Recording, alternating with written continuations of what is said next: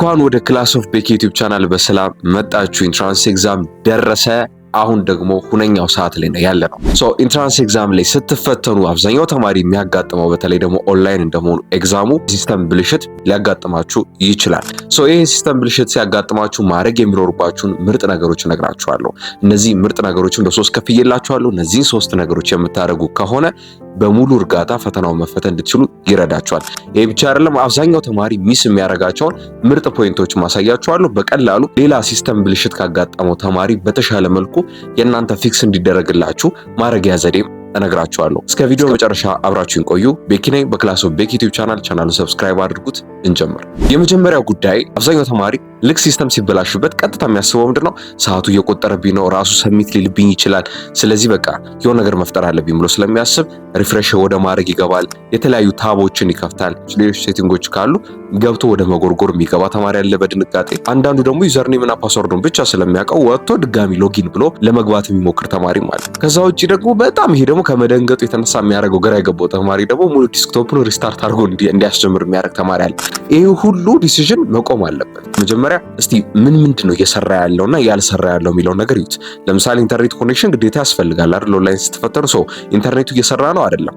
የኢንተርኔት ምልክት አለች ከታች ዲስክቶፕ ላይ ከታች የኢንተርኔት ምልክት አለች አይደል? እቺ የፒሲ ምልክት የምትመስል አራት ማዕዘን አለች እና እሷ አበርታለች አልበራችም የሚለውን በደንብ ቼክ ማድረግ ይኖርባቸዋል። እሷ አበርታ ከሆነ ኦሬዲ እየሰራ ነው ማለት ነው። መብራት አለመብራቱን በምን ቼክ ላድርግ ካላችሁ ደግሞ ገና ስትጀምሩላችሁ ጀምሩ ሲባል እዋት እሷ ምልክት እዋትና በኋላ ሲስተም ብልሽት እንኳን ካጋጠመ እሷ ምልክት ጠፍታ ከሆነ ጀስት የኢንተርኔት ኮኔክሽን የጠፋው። ሁለተኛው ደግሞ የትኛው ፓርት ላይ ነው ሲስተሙ የቆመው ማለት ጀስት ኤግዛም ፔጁ ብቻ ነው ፍሮዝ ያደረገው ወይም ደግሞ ድርቅ ብሎ የቀረው፣ ሌሎች ነገሮች ይሰራሉ፣ ከርሰሩ ይሰራሉ፣ ሁሉም ነገሮች ይሰራሉ የሚለውን በደንብ ይዩት። ጀስት ኦብዘርቭ አድርጉ። ምንም እኮ ዲሳይድ አድርጋችሁ ወደ አክሽን የምትገቡት ነገር የለም። በአይናችሁ ብቻ ማየት የሚኖርባችሁን ነገሮች ነው እየነገርኳችሁ ያለሁት። ከዛ ደግሞ ዞር ዞር ብላችሁም አንዳንድ ተማሪዎችን ይሁ ይሄ በኩረጃ ቫይብ እንዳይመስልና ሌላ ነገር ውስጥ እንዳይከታችሁ ቀስ ብላችሁ ተማሪዎች ስታዩ እነሱም የመደንገጥ አይነት ስሜት ወይ ደግሞ የሆነ ነገር የማድረግ አይነት ስሜት ውስጥ ካሉ ሌላውም ተማሪ ነው ተመሳሳይ ነገር ያጋጠመው የሚለውን በመረዳት የእናንተ ብቻ እንዳልሆነ ችግሩ ልትረዱ ይገባል። በእርግጥ አንድ እሱ ብቻ የሲስተም ብልሽት ያጋጠመው ተማሪ ራሱ አጋጥሞኝ ያውቃል። ለምሳሌ አንድ ክላስ ውስጥ ስለዚህ ለምሳሌ ከተመደባችሁት ክላስ ውስጥ የእናንተ ብቻ የሲስተም ብልሽት አለ ማለት እናንተ ብቻ ናችሁ ከተፈታኞች ሁሉም የሲስተም ብልሽት ያለባችሁ ማለት አይደለም። ምናልባት እናንተ ያልተፈተናችሁበት ሌላ ክላስ ውስጥ ደግሞ እዛው እንደናንተ ሌላ የሲስተም ብልሽት ያጋጠማቸው ተማሪዎች ሊኖሩ ይችላሉ። ከእናንተ ክላስ ግን እናንተ ብቻ ወይ አንተ ወይ አንቺ ብቻ ልትሆኑ የምትችሉበት አጋጣሚ ይኖራል። ስታያቸው በቃ ሁሉም ኤግዛሙን እየሰራ አይነት ከሆነ ፓኒክ ደግሞ እንዳታረጉ። የእናንተ ብቻ ቢሆንም ችግር የለውም።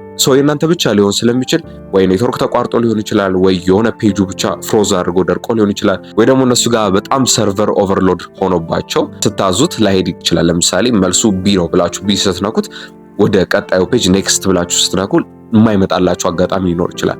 ወይ ደግሞ ኔክስት ለማለት እንደ ስታክ ወይም ሎድ የማድረግ አይነት ምልክቶችን ሊያመጣላችሁ ይችላል። እንደነዚህ አይነት ነገሮችን ስታገኙ ምን ታደርጋላችሁ መሰላችሁ? መጀመሪያ ጀስት ስታክ አድርጎ ቶሎ የሚመለስ ነገር ሊኖር ስለሚችል አንድ 20 ሰከንድ ማክሲመም ስጡትና ይዩት። አይታችሁት አሁንም ምንም ለውጥ የማይኖር ከሆነ ወደ ሁለተኛው ቲፕ ልግባላችሁ። ሁለተኛው ቲፕ ላይ ኤቪደንስ ያዙ ወይም መረጃ ያዙ። ይሄ ማለት ጀስት ስክሪንሻት አድርጉት። እንዴት ነው ስክሪንሻት ማድረግ ይችላል የምትሉ ከሆነ በሁለት በሶስት መንገድ ስክሪንሻት ማድረግ ትችላላችሁ። ከነሱ ውስጥ ሁለት መንገዶችን ልንገራችሁ። የመጀመሪያው ኪቦርዱን እዛው በመጠቀም ዊንዶውስን ሺፍት ከዛ ኤስን ስትነኩት ቀጥታ ስክሪንሻት ያደርጋል። ወይ ደግሞ የፕሪንት ስክሪን በተኑን ተጠቀሙ። የሆነ ቪዲዮ አስገባላችኋለሁ። እሱን ነክታችሁ በቀላሉ ስክሪንሻት ማድረግ ትችላላችሁ። ስክሪንሻት ካደረጋችሁ በኋላ ከዛ የሆነ ለሚመለከተው አካል ለመናገር ሞክሩ። ከተናገራችሁ በኋላ የሆነ ፊክስ ለመደረግ የሆነ ያህል ታይም ይፈጃል አይደለ? ከዛ የአንድ ደቂቃ ልዩነት ደግሞ ውሰዱና ድጋሚ ስክሪንሻት አድርጉት። ይሄ ጥሩነቱ ምንድነው? በኋላ ሲስተም ብልሽት አይደለም ይሄ እናንተ ችግር ነው የሚል አይነት እንኳን ድንገት ኤክሴፕሽናል የሆነ ክርክር እንኳን ቢያጋጥም ከፈታኛችሁ ከሆነ አካል ቢያጋጥም በስክሪንሻቱ አማካኝነት ኤቪደንስ ማሳየት ትችላላችሁ።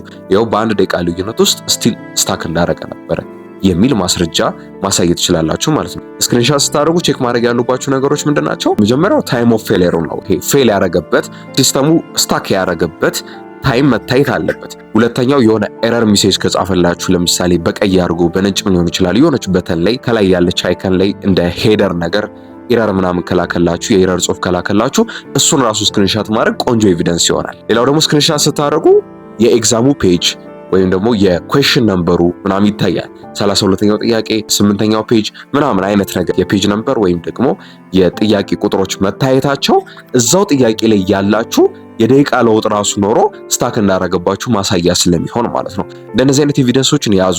የምር በጣም ስማርት የሆነ ተማሪ ጎበዝ አላልኩም፣ በትምህርቱ አካዴሚክሊ ጎበዝም ላይሆን ይችላል፣ ግን በጣም ካልም የሆነና የተረጋጋ ስማርት የሆነ ተማሪ ምለው እኔ መለያው የሚመስልኝ እዚች ጋር ነው። እንደዚህ አይነት ነገር ሲያጋጥመው የሆነ ኤቪደንሶችን መያዝ እንጂ ቀጥታ ወደ አክሽን አይገባም። ይሄ ምርጥ ምለው ቲፕ ነው፣ ሁለተኛው ቲፕ ማለት ነው። ወደ ሶስተኛው ቲፕ ደግሞ ስንገባ አእምሯችሁን ጠብቁ። አእምሯችሁን በደንብ ጠብቁ። እንዳልኳችሁ ነው፣ ብቸኛ ልትሆኑ ትችላላችሁ። ክላስ ውስጥ የሲስተም ብልሽት ያጋጠማችሁ ሌላም ተማሪ ሊኖር ይችላል። ምንም ይሁን እናንተ ኦሬዲ አንብባችሁት አጥንታችሁት ከመጣችሁት ጋር አይገናኝም የሲስተም ብልሽቱ። ባለፈው ሳስረዳ ነበር። አንዳንዴ በራሳችሁ ኮንትሮል የማታረጉት ነገር አለ። ለምሳሌ ይህን ቪዲዮ እያያችሁ መሬት መንቀጥቀጥ ቢነሳ ምንድነው የምታመጡት? ምናልባት በመሬት መንቀጥቀጥ ምክንያት የሚመጣውን ኮላፕስ ለመቀነስ መሬት የያዙ የሆነ ስርግቡ የሆነ ነገር ማለት ሊባል ይችላል። እነሱን ታረጉ ይሆናል እንጂ መሬት በመንቀጥቀጡ ከሚያመጣው ኢፌክት ሙሉ ለሙሉ ልድኑ አትችሉም አይደለ? ስለዚህ ምን ልፈልጌ ነው? መሬት መንቀጥቀጡን ኮንትሮል አናደርገው። በጣም ሳይንስ ተራቋል። ኤአይ የሆነ የሰው ልጅ ታስኮች ሁሉ እየተካ ያለበት ደረጃ ላይ ደርሰናል። ግን የመሬት መንቀጥቀጥን ወይም የሆነ ሱናሚን ምናምን ማቆም አንችልም አይደል? አልቻልንም። ምክንያቱም በጣም ናቹራል የሆኑ ነገሮች ስለሆኑና ከኔቸር ምላሽ ወይም ከፈጣሪ የመጣ እንደሆነ አድርገን ስለምናስብም ብዙ ጊዜ እንደሱ አይነት ነገሮችን መመለስ አንችልም። ሲስተም እንደዛ ነው ለተማሪ እኮ ማለት የሲስተም ብልሽት ሲያጋጥም ይሄ እናንተ ጥፋት አይደለም፣ እናንተ ምክንያት አይደለም። እና እናንተ አንብባችሁት የመጣችሁት አጥንታችሁት የመጣችሁትን ሁሉ ነገር በአንድ የምትረሱት መሆን የለበትም በጊዜው በሚያጋጥማችሁ ድንጋጤ። ስለዚህ አእምሯችሁን በደንብ ጠብቁ፣ በደንብ ተረጋጉ፣ በደንብ ትንፋሽ ሰብስቡ። ሁሌ በአፍንጫ አየር እየወሰዳችሁ በአፍ ተንፍሱ ላለው እሱን አድርጉ። የብሪዚንግ ሲስተማችሁን በደንብ አስተካክሉት። ከዛ በኋላ ቀጥታ ሶሉሽን ወደ መፈለግ ነው መግባት። አክሽን አላልኩም፣ ሶሉሽን መፍትሄ። ኦብዘርቭ አረጋችሁ፣ አያችሁ፣ መረጃዎችን ስክሪንሾቶችን ወሰዳችሁ። ከዛ በኋላ ማመልከት ነው።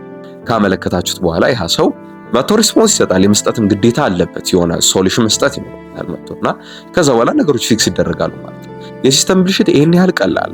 በሙሉ እርጋታ ግቡ። ምንም ቢሆን ምንም ነገር አፕን ቢያደርግ ካጠናችሁት ጋር አይገናኝም በጊዜው የሚፈጠረው ነገር። ኢቭን ኢፍ ጥሩ ስሜት ሳይሰማችሁ ልትገቡ ትችላላችሁ። አንዳንዱ ሰው ልቤን ጨነቀኝ፣ በቃ እንዲሁ ጥሩ የተሰማኝ አይደለም፣ አስሬ ሽንቴን ይወጥረኛል ምናምን ሊል ይችላል። ይሄ ሁሉ የባድ ሳይን ምልክት አይደለም።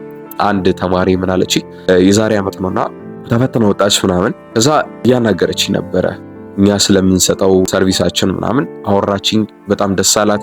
በዛ እንደተጠቀመች ምናምን ደስተኛ እንደሆነች ነገረችኝ፣ አመሰገነችኝ። ነው ባይ ዘ ወይ ግን እንዴት ነበር ፈተና ምናምን አልኳት። ፈተና እንዴት ነው አሪፍ ነው ምናምን ብዬ ጠየኳት። ስጠይቃት ምን አለችኝ? በጣም እርግጠኛ ነኝ አሪፍ ነው የሚሆነው ውጤቱ አለችኝ። አሪፍ ነው አይደለም ስለሚሆነው ነው እየነገረችኝ ያለች፣ ስለሚመጣው ውጤት። ስለ ውጤቱ አልጠየኳትም። እንዴት ነበር ጥያቄውን ስታዩ እንዴት ነበር ነው የነገረኝ ነበረውና እንዴት ግን እንደዛ አልሽ ቀላል ነበር ማለት ነው ስላት ምን አለችኝ? ስወጣ አለች ከክላስ ከወጣ በኋላ ስቆጥር 9 ቢራቢሮች አይቻለሁ መንገድ ላይ በቤቴ እስክገባ። ከመፈተኛው ክላስ የመጨረሻው ቀን ተፈትኜ እንደወጣው 9 ይሄ ቢራቢሮችን በተርፍላዮችን አይቻለሁና በተርፍላይ ደግሞ በየትኛውም እንትን ይዩት ፊልም ላይ ምናምን አይታችሁ ከሆነ የጉድ ላክ ምልክት ተደርጎ ሪፕሬዘንት ይደረጋልና ይሄ የጥሩ ዕድል ምልክት ነው ብላ በዛ አመነችና ምን ልላችሁ ፈልጌ ነው፣ በእንደዚህ አይነት ነገር አትመኑ ስል ልክ እንደወጣችሁ የሚገርም ድንጋይ ቢያደናቀፋችሁ የተረገመ ፈተና ነው ማለት አይደለም፣ ወይም ውጤቱ የማይሆን ነው ማለት አይደለም። አንዳንዴ ከእንደዚህ አይነት ነገር ጋር በጣም ባታመናፍሱት ጥሩ ይመስለኛል። ስለዚህ አታገናኙት፣ ከእንደዚህ አይነት ነገር ጋር ኮኔክት አታደርጉት። እንደ ኤክስኪውዝም ይቆጠራል። አጥንታችሁ ያጠናችሁትን በአግባቡ ስራ ላይ እንደመዋል በሆኑ በማደናቀፍ በሆኑ ባያቸዋቸው ነገሮች ሸተታችሁ ጥሩ ሽታ ባጣጣማችሁ ጥሩ ጣዕም ምናምን ቤዝድ የሚያደርግ አይደለም። በኤስፒ ፕሮ ፕላስ አፕሊኬሽን ላይ የኦንላይን ኤግዛም ሲሙሌሽኑን ታይመር እያበራችሁ ትክክለኛ ኤግዛሙ ላይ ያለው ነገር በደንብ ኤክስፒሪየንስ ማድረግ ትችላላችሁ። ስትረሳችሁን በሚገባ ይቀንስላችኋል። አፕሊኬሽናችንን ፕሌይ ስቶር ላይ አታገኙትም ለጊዜው። ይሄን ዩዘር ኔም በመጠቀም ብርቱ ወጣት ወይም ክላስ ኦፍ ቤኪ የሚል የቴሌግራም ቻናል አለ። እዛ ላይ ገብታችሁ ማግኘት ትችላላችሁ። አፕሊኬሽኑን ዳውንሎድ ማድረግ የምትችሉ ይሆናል ማለት ነው። የቀራችሁ ጊዜ ምንም ያህል እንኳን ቢያጥር እነዚህ ነገሮች ኮንሲደር ሳታደርጉ እንዳትገቡ። ቤኪ ነበርኩ በክላስ ኦፍ ቤኪ ዩቲዩብ ቻናሉ ሰብስክራይብ ይደረግ። ይቅናችሁ።